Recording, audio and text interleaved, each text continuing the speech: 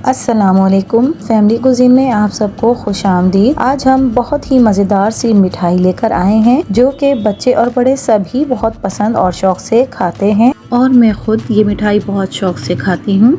तो इस मज़ेदार सी मिठाई का नाम बर्फ़ी है। तो चलिए रेसिपी को देखते हैं। वीडियो को पूरा ज़रूर देखिएगा ताकि आपकी रेसिपी भी परफेक्ट बने। यहाँ पे मैंने आधा किलो खोया ले लिया है, 1 कप मैंने चीनी ले ली है और यहाँ पर हमने थोड़ी सी इलायचियों को पीस लिया है। 1 चुटकी बराबर हम इसमें डालेंगे और ये कुछ ड्राई फ्रूट है जिसे मैंने बारीक काट लिया है। यहाँ पर एक पॉट में मैंने पहले से क्लिंग रैप लगा कर रख लिया है। तो चलिए अब हम इसे बनाने की तरफ चलते हैं।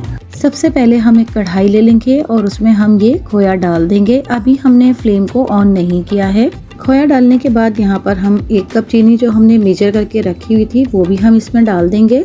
तो चीनी और खोया डालने के बाद हमने यहाँ पर मीडियम फ्लेम ऑन कर लिया है। अब हम स्पून की मदद से इन्हें मिक्स करेंगे। शुरू में इसे मिक्स करना थोड़ा मुश्किल होगा लेकिन हमने इसे ऐसे ही छोड़ना नहीं है। बराबर से हमें मुस्तकिल इसमें स्पून को चलाते रहना है वरना चीनी और खोया जलने लगेगा और हमारी बर्फी अच्छी नहीं बनेगी। तो जैसे जैसे ये गर्म होता जाएगा इसकी चीनी और खोया भी मेल्ट होना शुरू हो जाएगा और हम आसानी इसमें स्पून चला सकेंगे।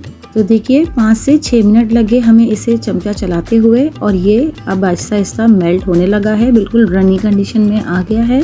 हमने इसमें मुस्तकिल स्पून को चलाते हुए इसकी जो भी लम्स और इसकी गुठलियां हैं उसे हमने ख़त्म करना है, जिसमें हमें थोड़ा सा वक्त लगेगा और थोड़ी सी मेहनत भी लगेगी यकीनन, जब ही तो हमारी बर्फ़ी मज़ेदार बनकर तैयार होगी।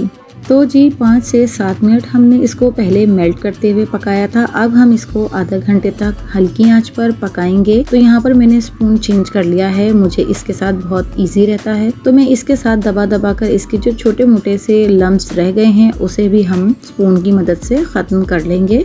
इस बर्फ़ी का टेस्ट बिल्कुल बाजार वाली बर्फ़ी के जैसा ही आएगा, बस इसका कलर थोड़ा सा डिफरेंट होगा। वो भी इसलिए कि बाजार में हलवाई जो हैं इसमें रंगाट डालते हैं और हम इसमें रंगाट नहीं डालेंगे, इस वजह से इसका कलर थोड़ा सा डार्क दिखेगा। लेकिन टेस्ट में ये बिल्कुल भी डिफरेंट नहीं होगा, बिल्कुल बाजार जैसी बर्फी आपको लगेगा कि आप खा रहे हैं। तो अब हम इस कंडीशन में इसमें इलायची पाउडर डाल देंगे खुशबू के लिए। ये ऑप्शनल है, अगर आप चाहें तो डालें, अगर आपकी मर्जी नहीं है तो आप इसे स्किप भी कर सकते हैं। वैसे इससे बर्फी में बहुत ही अच्छी सी खुशबू आ जाती है तो मैं इसे ज़रूर डालूंगी। हमें इसे चलाते हुए तकरीबन आधा घंटा हो चुका है और देखिए तकरीबन तमाम जितनी भी इसमें गुठलियाँ और दाना था वो हमने ख़त्म कर लिया है। अब हमने इसे तकरीबन 15 मिनट मज़ीद पकाना है और ये थिक होना भी शुरू हो गया है और मैं आपको बताऊंगी इसको चेक करने का तरीका क्या है कि ये तैयार हो गई है या नहीं। तो इसे चेक करने के लिए हम स्पून में से थोड़ा सा अमाउंट लेंगे, बहुत ध्यान से, ये बहुत गर्म होगा। तो मैंने यहाँ पर 1 ड्रॉप जितना अमाउंट इसका उंगली पर लिया है और इसे गोल घुमाकर एक बॉल की शक्ल में बना लेंगे। अगर तो इसकी बॉल बन जाती है तो इसका मतलब ये है कि ये तैयार हो गया है। अब हम इसे ठंडा करेंगे और अगर ये बॉल की सूरत में नहीं बनता है तो हम इसे दोबारा से पकाएंगे और इसे दोबारा से चेक करेंगे। तो हमारी चूंकि बॉल बन चुकी थी और ये हमारी तैयार हो गई है तो मैंने यहाँ पर फ्लेम को बंद कर दिया है। ये तमाम रेसिपी हमने मीडियम लो फ्लेम पर बनाई है, तेज आंच पर हमने इसे नहीं बनाया है। और पूरी रेसिपी की तैयारी के दौरान हमने इसमें मुस्तकिल स्पून को चलाया है।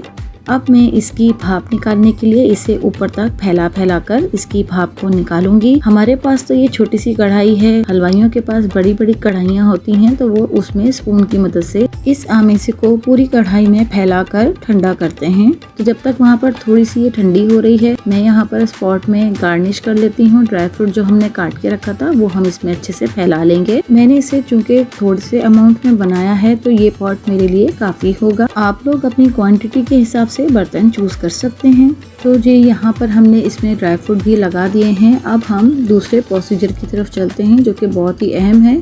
अब हमने इसे स्पून से मज़ीद ठंडा करना है और इसके जो दाने हैं उन्हें भी कोशिश करना है कि बिल्कुल ख़त्म हो जाएं। तो स्पून हमने मुस्तकिल इसमें चलाना है और ये आहिस्ता आहिस्ता गाढ़ा होने लगेगा, जिससे हमें ये पता चलेगा कि ये अपनी तकमील की तरफ है। तो जी अभी हमें इसे 5 से 10 मिनट और इसे स्पून को चलाते रहना है। तो जब तक यहाँ हम स्पून को चलाकर इसे और मज़ीद स्मूथ कर रहे हैं, अगर आप मेरे चैनल पर नए हैं और अगर आपने मेरे चैनल को सब्सक्राइब नहीं किया है तो मेरे चैनल को सब्सक्राइब कर लीजिए पास में लगे बेल आइकन को भी जरूर दबा दीजिए, इससे मेरी वीडियोस के नोटिफिकेशंस आपको सबसे पहले फ्री में देखने मिलेंगे। तो यहाँ पर हमारे 10 मिनट भी कंप्लीट हो गए हैं और ये देखिए ये कितना गाढ़ा और थिक हो गया है और ये अच्छे सा स्मूथ बैटर की शक्ल में आ चुका है। अब हम इसे पॉट में ट्रांसफर करेंगे और इसे जमाने के लिए रखेंगे। सबसे पहले हम इसे चारों तरफ से रिमूव करेंगे और इसे सेंटर में इकट्ठा कर लेंगे। आप देख सकते होंगे कि ये कितना गाढ़ा और कितना प्रेशर लग रहा है इसको चारों तरफ से हटाने में। अब हम स्पून की मदद से इसे पॉट में ट्रांसफर करते जाएंगे। ये जितनी खाने में आसान है उतनी बनाने में बिल्कुल भी नहीं है, लेकिन हाँ ये इतनी मेहनत के बाद बहुत ही मजेदार बनी है। तो यहाँ पर हमने तमाम बर्फी को पॉट में ट्रांसफर कर लिया है।